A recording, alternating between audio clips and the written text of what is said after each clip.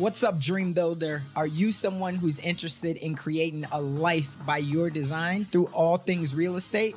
Well, I can assure you, you are in the right place. Join me, your host, Casanova Brooks. I'm an award-winning real estate agent and investor as we uncover the top tips, strategies, and the mindset of the top real estate entrepreneurs across the world. Stay locked in because we're about to go on a journey that will change your life. Hey Dream Builder, this episode is powered by Design Crowd. Design Crowd is a website that helps entrepreneurs, startups, and small businesses get creative and quality designs. From custom logos to business cards and even web designs, there's a community of over 900,000 designers from all across the world that's ready to bring your idea to life in as little as hours. So head on over to designcrowd.com/DreamNation and see what all the hype is about. What's up, Dream Nation? Today on the line, we have one of my brothers. Now, normally when I'm in the lab and I bring somebody in, I don't really know their story, so I'm connecting with them for the first time. But for this time, I'm so much more excited because I've seen this brother's journey. I've seen where he's come from and I've seen where he is today, and I'm so proud of him. So before we get into all of that of where he is today, of course, you all know that I love to start with the backstory just to let you know who is on the other side of the line. And today will be no different. So before becoming a multi-unit investor in real estate in 2 different states, before becoming a first generation, so many things that I already know is going to come out on this episode. But let's take it back to when you were just a young boy and tell me, who is Wonderful Togbey? Oh man. Well, first of all, let me say this. Casanova, thanks for having me on this show. It's really a big honor for me. We go back a little bit, and it's been quite the journey. So just getting into it, who was Wonderful Togbey? Just coming up. I grew up in Togo in West Africa, just a French-speaking country on the west coast there. You know, Grew up with my mom, and I was raised with her by her and my 2 sisters. And the biggest thing that my mom wanted me to do was to just go to school and focus on that. That was really how she saw my path of getting ahead out of a situation. It wasn't terrible. It wasn't, I never worried about food or clothes and all that stuff. But I had one job, and it was to academics, focus on that. Yeah, so pretty much that was my focus. And if I had good grades, I knew that one day when I was done with high school, I have the opportunity to come to United States and continue my studies, which planned out ended up happening that way, which had moved over here back in 2008. And we can get into the other half of that story later. Got it. I love it. So you came over, obviously you had to get good grades. You did that. Let's talk about when you were young, though. Did you find yourself always wanting to be some type of an entrepreneur or own your own business? Or what did that all look like for you? When did that mindset start to shift for you? Yeah, so actually a little different. I don't think I ever really, dreamt about, oh, I want to own my own thing. And it has to do with, I guess, the environment. It was a lot more like, an entrepreneur back then is was a little seen as someone who's, hustling. He's just trying to get it. Someone who's on his plan B because something else didn't work out. Mm. So that and in the area that I grew up in, so it was really structured in a way that, hey, if you want to make it, you gotta become a doctor, you gotta become an engineer, lawyer. For my mom, really, it was just really doctor. That's the only thing that she wanted me to go for. So I never really, I wanted to be able to put the best, uh, chances in my corner.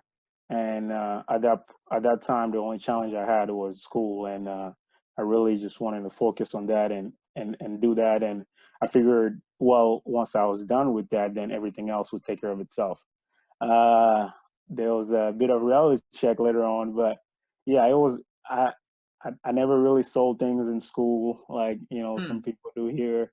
Yeah, all that stuff came later with the need of. But I always knew that I wanted to provide more than just myself. I knew that I had I was the only man in the house, and I knew that I had to be the one to get it all figured out and kind of pay back everybody for Got it. everything. I love it. And I love that you're true and transparent about that, right? Because Yeah. the world of entrepreneurship has become so cool now, right? But Mm-hmm. everybody didn't really start out living that life. And some people, they were understanding that, hey, I don't know that I want to be somebody that's on my plan B is what it looks like. But what I do know is, just like you said, I want to provide, I want to have a family, I want to be able to give back, but I also want to be able to be a leader and be able to look forward. So I love that you said that. And for you, now let's kind of get into it, because I know what I want to talk about is a lot of how you overcame one of the biggest mindset obstacles in such a short amount of time.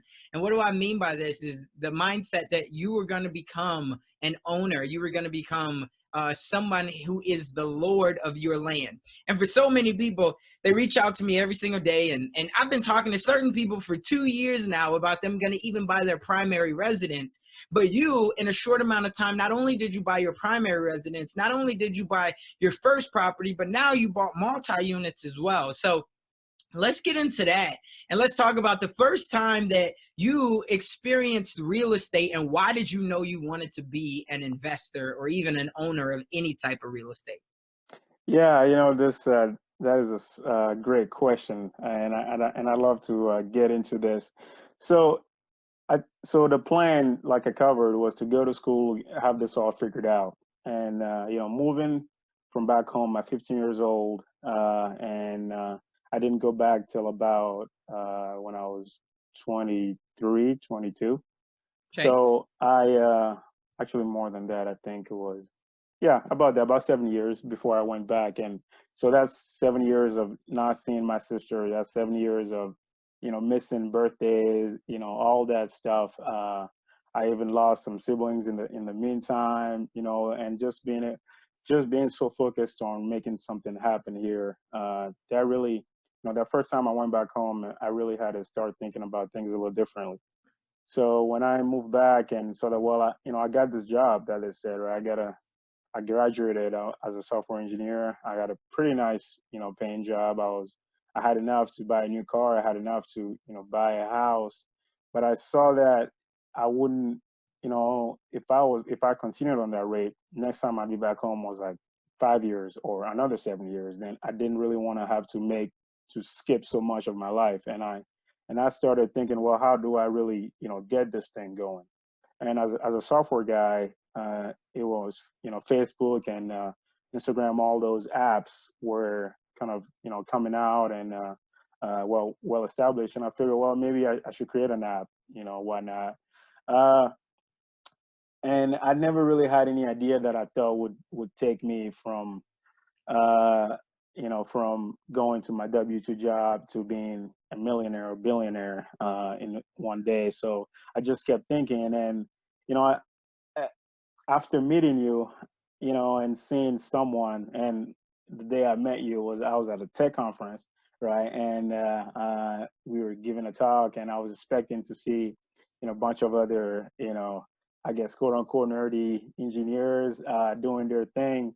And I saw on the agenda that there was a guy that wanted to talk about entrepreneurship in here, and I was, oh well, okay, well, let me see, maybe he's gonna talk about apps, or like how do I get out there and make it happen that way. And lo and behold, I walked in and there was this gentleman, very charismatic. First of all, it was a brother. It was another black man that looked like me, and the entire talk, I was with a friend of mine. It wasn't about writing code or anything like that. It was just about taking it to the next level. Entrepreneurship. Your story was shared there. Kind of how kind of really uh, overcome certain aspects of your life, and that really touched me. And I got in touch with you, and I heard about real estate and the things that you were doing. Uh, you had a different story, but you made it happen. I figured, well, you know what, I was able to get a 4-year degree. I mean, I got some money coming in now. I should be able to get this thing. I should be able to do this. And even after that, I think it took me, after we met, it took me probably a good, 6, 7 months before I got back in touch with you. And in the meantime, I was doing a little more research, but I really needed someone to really, show me a little more of that. And, just fast forward, I got more details from you. We linked up. I signed up for the course that you were giving. And I knew I had no other reason but to do this. And the reason why real estate in particular made so much sense to me after going through some of the resources that friends like yourself had shared with me is that, well, once I'm able to get a few of these things going, once I get a 2 or 3 of, let's say 10 of these things lined up, they're kicking off some rent every month. I'm taking care of my mortgage. I have some extra money coming in. I can decide, you know what, rent's gonna be paid, everything's gonna be good. I think I can go home for another 2 months, spend 2 months back home, 3 months, and now the usual, 1 week or 10-day vacation that you get a year, right? So that was it for me. I said, well, you mean if I buy a few of these things, then I can go home and I can stay there for 6 months, right? And Right. come back whenever I want to. That was what changed it for me, and I had to do this. There's no doubt in my mind. I had a brand new car that I was driving then. I think I had gotten rid of that lease, changed some things around in my life, saved up some money, and yeah, bought my first deal.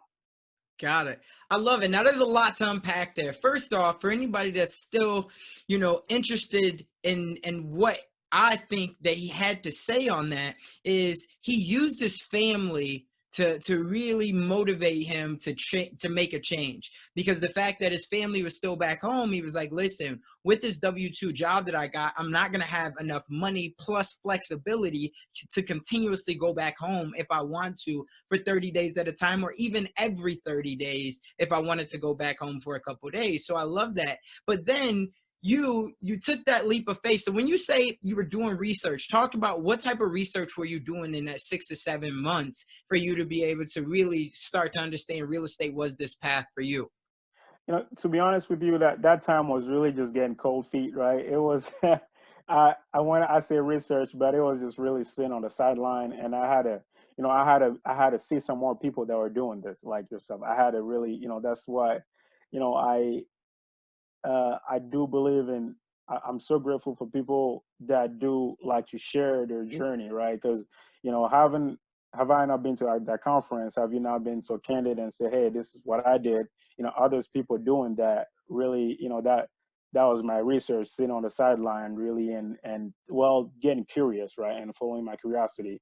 I had I had followed up with another, a sister that was also doing this, and I said, oh, well, I get it. This is all I need now. And I think I was at another conference, and she was telling me, hey, you know what?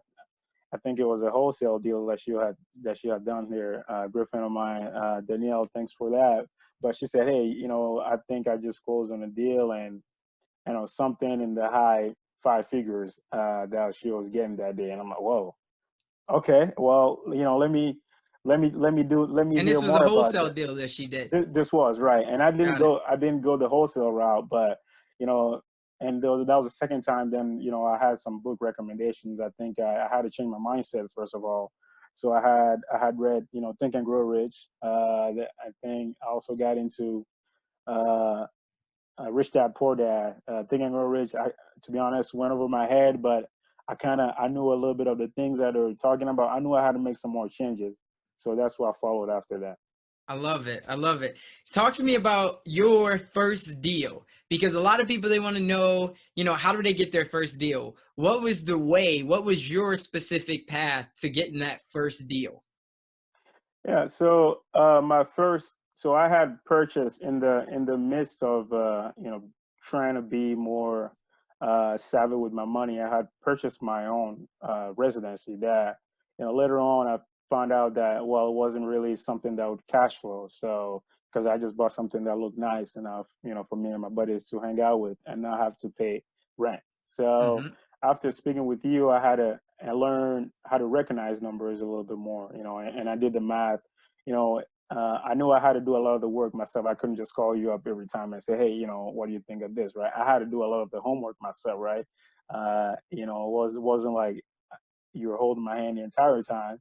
But being equipped with that knowledge, I knew how to recognize a good deal. I knew what I had in the bank, and contacted some agents. Say, this is what I'm looking for. This is what I could take down. This is the part of town that's working out. That I think my money can get me somewhere. And I mean, if you want me to get into numbers, I'll do that. Yeah, we definitely want to hear the numbers. So what did the first deal break down and look like? Yeah, so first deal that came up, it was a house in not too far from University of Omaha. Very nice location. I think we got over there. It was listed as a 2-1, but way over 1,000 square foot. Okay. And that was a trigger for me that I learned later on, that with that much square footage, there's probably an opportunity for a third room in there. So Mm-hmm. we kept that in mind, and we went over there to look at the property. I think I was working with the realtor that helped me with my primary residency, and I remember just going over there, and I believe it was listed for about I'm gonna say 80,000, Okay. something similar. But it looked a little. It wasn't that bad, but the fact that there was a den that was big enough to be a room, but for some reason, they were listing it as a 2-1. And I figured, well, you know what, this could be, renters aren't gonna care that this is a den. They're gonna put a bed in there and make it into a bedroom. So even if I buy it, I'll be able to get 3-1 comps on it for as far as rent goes. And the other thing is, I pulled up Zillow and some of the other properties around it right next door. They were all in the 110 at least. So I figured, well, I think there's something here. There's Right. something here, and so we made an offer. I think we wanted to spoke with the realtor. We said, well, you know what, just I think I told him, excuse me, that my budget was about 60,000. I was like, I could only do about 15% down, I believe at the time. I had to piss all these things, once I actually secured the deal, but I knew I had to get something going. Right. I made the first offer, I believe. I said, oh, well, let's do 50. They laughed it off. They didn't come back with a counter. So I went back in there, and they said, well, my realtor said, hey, let's do this. If you really want this, let's get it locked up. Let's get it locked down, and you can negotiate if you find something else after that. If you find things that come up on the inspection. And I Yeah. believe we did that, and we counter with something that was high enough for them to take. I believe I raised it all the way back to 70, I think, just to get this going. They had accepted it at 70. Then we were going through the inspection period. Then I had to say, well, come on, guys, I gotta, this roof here is looking a little, which it was at the time. I think the roof was quite old, and we had to just, I don't quite remember what all we had to make happen there. But lo and behold, I know that I signed on the data line at 57,000 for this house, knowing well that there are houses across the street going for 100,000 and up. So yeah, we did that.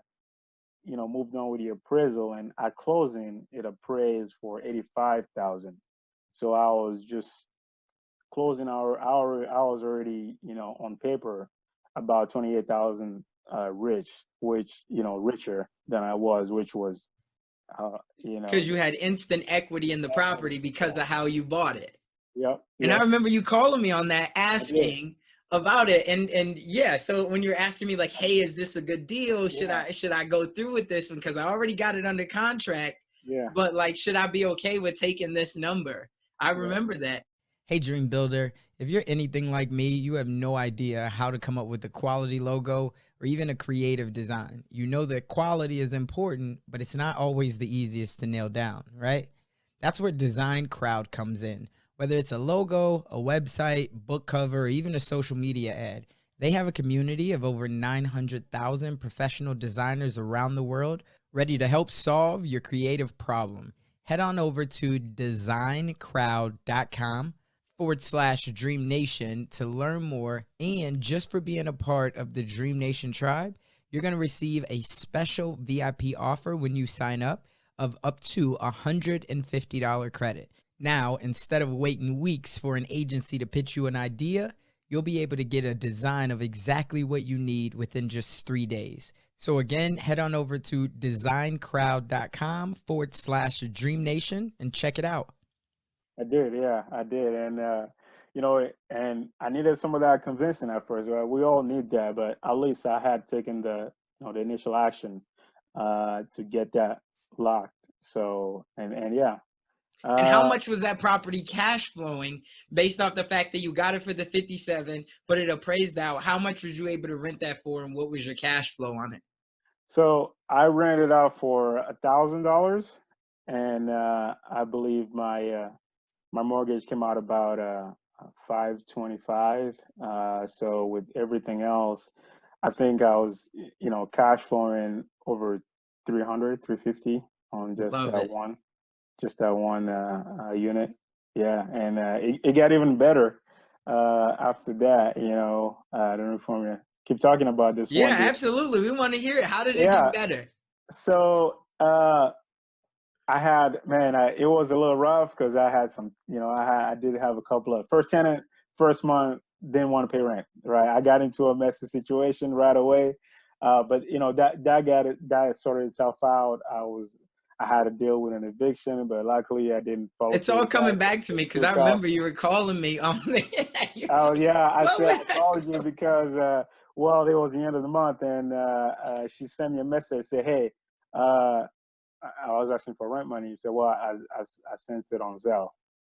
And I was like, hey, Casanova, what do I do? I never got this money. And then I try to work with her. Hey, let's go to the bank. Can you call the bank, find out? And then it became a nasty, situation. It just got bad. Did you wind up having to evict her, or did she eventually pay? I gave her a notice and she took off. I got over there. The house was, I had a neighbor on the side, a little gentleman that I would give him, like 20 here and there, say, hey, keep an eye on the house for me. So that ended up, helping me out because he called me one morning and said, hey, your tenants are leaving. And I think I was, I was getting ready for them, to leave, but I would think that they would at least try to, take care clean up the place. Like I had a mess on my hand. Back to that property, it was, I didn't even, now that I'm thinking about it, before putting this thing on the market, I had plans that I was going to spend about, tens of thousands of dollars just fixing up the driveway and things like that I never ended up doing that because I've spoken to other people that said, well, you don't need to, focus on what you need to be focusing on. Just a little parenthesis there. It cost me about $800 to get this thing rented. And another contractor that came to me through you, if you remember that. But back to that, yeah. So they had taken off, left me a big mess over there. And I thought to myself, well, I gotta really be strict on renting next time, right? I was not far for the, hey, here's a cash, I'm ready to move in tomorrow kind of story. Do the due diligence. So I had done that. So the point that I need to get to is I had done a refinance later on, so earlier this year, and property ended up appraising for 130,000. Wow. Just another. So for anybody that's circling back, you bought this property for $57,000. Once it was all said and done, you put about $800 into the property to try to get it all up and ready. You're renting it out. Are you still renting the property for $1,000? Yeah. Still renting the property out for $1,000. Now you've owned this property for what, a year and a half? Yep, something like that. Year and a half.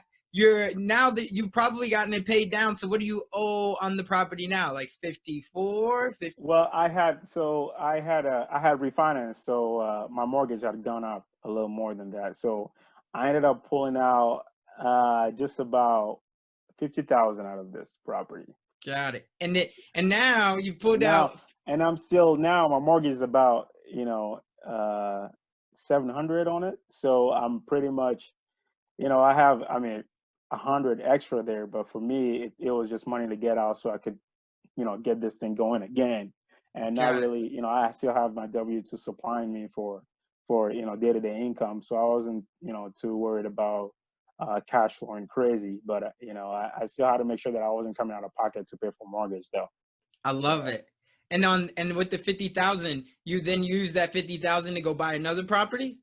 I did, yeah. So I part of it. I recently, well, after that, I had bought a duplex with my brother. So this came. It was I'm the young brother here, and we with all the work that I've been putting in, right? I've gotten I've gotten like an evangelist for real estate, investing at that point, right? And I really had to everybody that I would talk to, hey, you guys gotta get this thing, you gotta get in on this, Right. right? Got to And buy some property. yeah, I ended up buying a duplex in the meantime, and I recently bought a triplex. Got it. So you Yeah. got a triplex. So now you own what, 6 units, 7 units? 7. Yeah. Own 7 units. So it started out in the beginning, you had no prior knowledge. You decided to take that leap of faith, take the chance on yourself, say, hey, this thing's got to work after you've seen other people, that's saying, hey, it really does work. You buy that first property because you bought right. You then were able to pull out the cash flow on it. You've had some problems right through Oh there, yeah. which every Oh yeah. investor does. Oh yeah. Right. And Uh-huh. now you own 7 units in a matter of less than 2 years. Yes, sir. About a year and a half now. Now, what do you bring in on your cash flow out of all of those 7 units per month? So I literally just closed on the triplex here. It was fully rented out. So that that's gonna bring me about. I gotta crunch the numbers on that. But I'm going to say, let's see. I think I'm coming in just a little under 1,000 now. Just Okay. a little under 1,000 Is it, cash and flow. that's for the triplex? No, all of them. For All all of of them them again. together. So now Yeah. you're bringing in 1,000, but that has nothing to do with your appreciation. That has Right. nothing to do with the depreciation that you're Right. able to do on the properties, and Yeah. obviously offsetting your tax benefits. So Right. That's after putting away money for insurance, for maintenance, for capital expenditures, and that all that good stuff. love it. So do you have anybody managing your properties? So I have deployed a team now that I'm still managing this myself remotely. So I've gotten in touch with friends and family that helped me out, and I've kind of been showing them the ropes. And for what I do is, hey, if you need to check on this, so the fact that I stayed there for a year and a half before moving over here and purchasing another property has allowed me. I had built a team over there in Omaha, and you speak so much about having a team ready. I'm really just a phone call away for calling someone to go in over there. And if I need to have someone else double check the work that contractor had done, then I can call up a buddy and say, hey, check this out. Like usually something on the outside. And usually if it's on the inside, I can ask my tenant to send me a picture to make sure that the work was done. So I'm managing remotely now. Got it. So it's all about systems for you now. Yep. It's all about setting up the right systems. Well, I love that. Talk to me about what has been the biggest challenge that you've seen in your first 2 years of being a real estate investor, because obviously you're winning now. You got these units over the course of the long term, 10 years from now, you're going to love every bit of it, as most real estate investors do, because of the appreciation and everything. But in your first 2 years, what was your big challenge? What was something that you wish you would have caught on to sooner? There was some more just dealing with the balance between being a nice landlord and enforcing some of the enforcing the lease, things like that.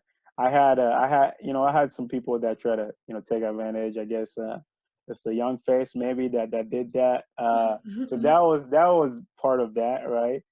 And another, I guess, being patient with deals. I look at a lot of them, being able to say no as well. Sometimes you get you chasing after, you're in this game. I mean, this is, seven is small numbers to a lot of people in this game, so you can get caught up trying to do big things, right? So and getting yourself way in over your head. So just being able to sometimes say, well, I guess I gotta let this one go.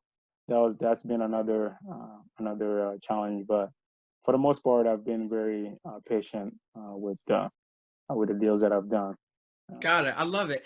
Has there been any major book or podcast or something like that outside of, well, I'm pretty sure I'll know one that you'll say, but outside of that one, and you can say it, what's been the biggest shift for you in understanding the real estate game at a faster rate than what most people do? Yeah, so well, I guess the bigger one, the number one podcast that you had referred me to back then, that I've religiously listened to, is the Bigger Pockets podcast, right?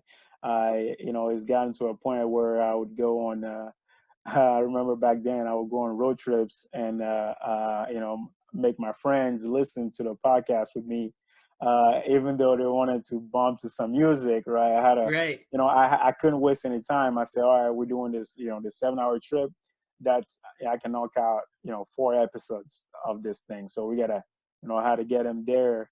I listen to your podcast as well. You have a lot of real estate people that come in here, people who are just people who are really just making things happen.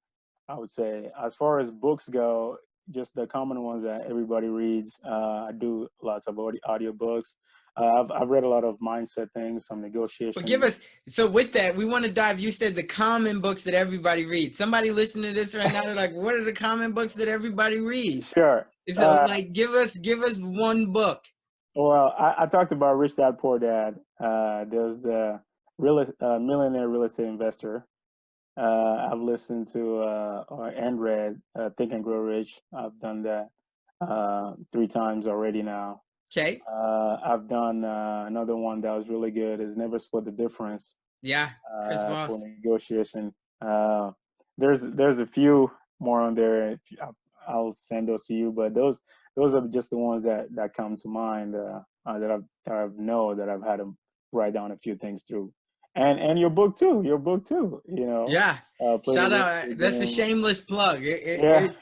Yeah, it's all. So the reason why I wanted to stress on this is because so many people, they're just thinking like, I'm just gonna jump in and I'm gonna not educate myself. I'm just gonna go through the process. But it's so important to make sure that you can educate yourself, because like you said in the beginning, it's about getting that confidence, right? And the more knowledge that you have, the more confidence that you'll have. So listening Yeah. to things, and putting yourself in a state that when you're on road trips, right, you're making other people listen, but you're locking in as well, because eventually you're going to hear something that's going to spike a nerve in you that's going to say, listen, I got to get out here and I got to do this. Okay. Exactly. Otherwise, you'll always be sitting on the sideline, and there's going to be deals that are bought and sold every single day forever. Yep. There's always a deal. It's about how do you solve the problem, right? And so for you, I love it. And I love that how in the beginning, you reached out to me on so many things, whether it was about leases, right, and getting like a lease, or whether it was about tenants and everything. So having some type of a mentor, right, that you could just reach out to. But the best thing that I heard you say was like, listen, I knew that you weren't going to do it all for me. I had to go out there and I had to make some things happen. But once I already had it under contract, I'm like, hey, can you just take a look at this deal for me?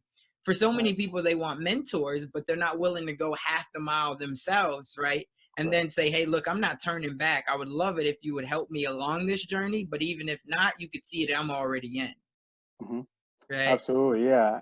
And to the point of mentors, I've had a lot of people that that I've proven to them that, hey, I'm serious about this by putting some some skin in the game, just doing the homework necessary, right? And which comes to again, when I had spoken to you that day, and you had this program that you were coming out with to teach real estate and investing.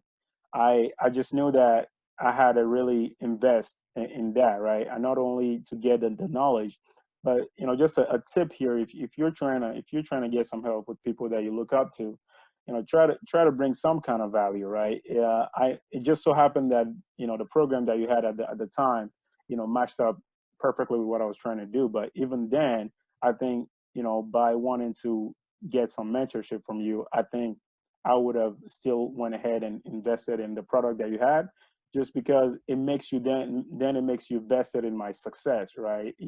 Right. If you're out there, you want someone that you invest in something, and you bought their product, they're gonna want to pick up the call and help you when you're struggling with this, because well, I mean, it's they want to see you.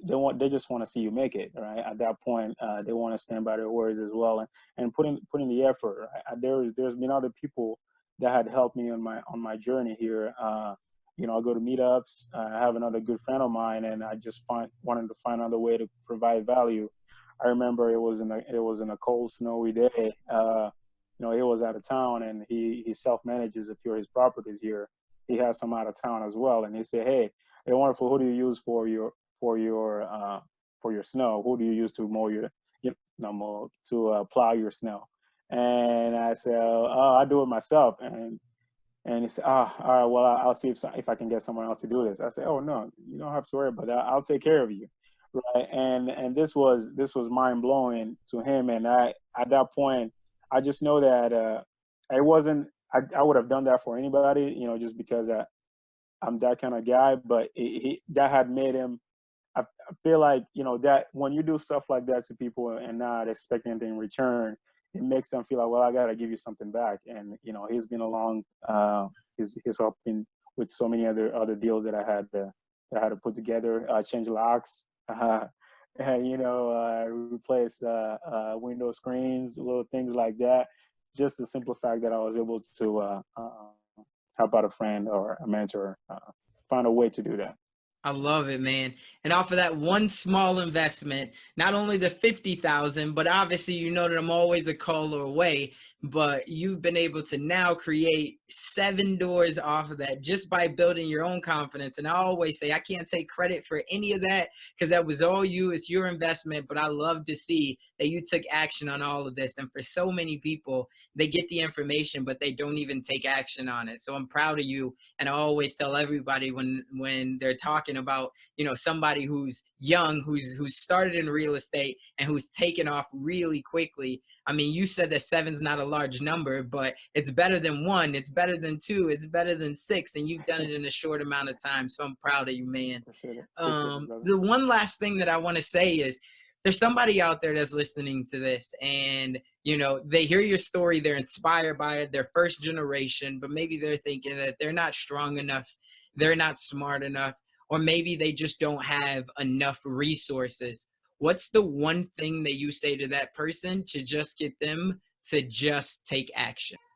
You know, for me, right, it's when you really think about it, and I'm just gonna put it this way, is I might have heard this from someone else, probably Gary V, another great guy that I love listening to. But it's just a simple thought that you're going to die one day, Hmm. right? I'm just gonna put it that way, and it's a combination of that.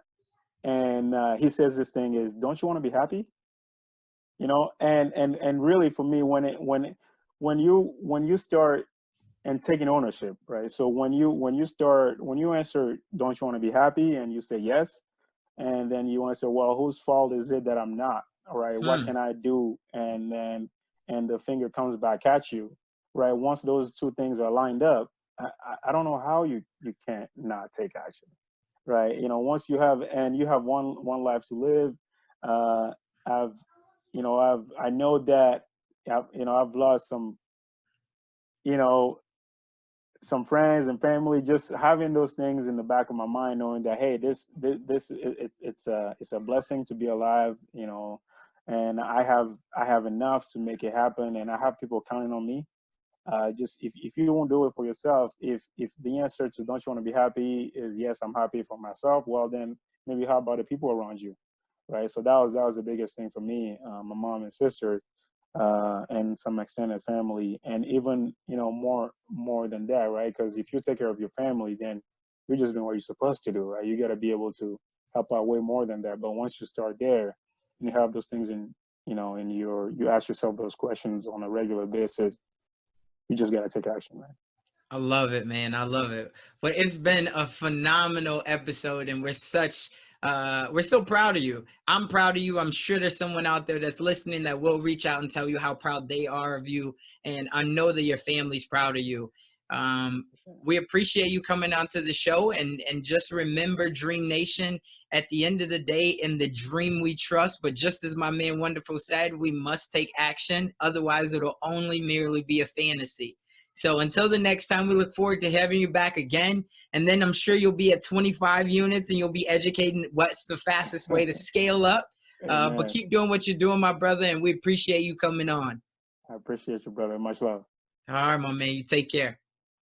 If you've gotten anything out of this episode, do me a favor and head on over to iTunes if you have access and leave me a review. My whole goal is to make sure that I'm serving you all the right way. You're my tribe. You're who I care about. You're why I do this. So if you want to give me any type of thanks, or if you want to let me know whatever your thoughts or your feelings are from this episode or any other episode that you've listened to, leave me a rating or review. And also, if you're looking for more tips, strategies, and even resources when it comes to leveling up your real estate game, head on over to DreamNationAcademy.com. We have a really cool real estate section there, and it's something that I wish that I would have had when I first got started in real estate. So that's DreamNationAcademy.com. Don't wait. I'll see you on the other side.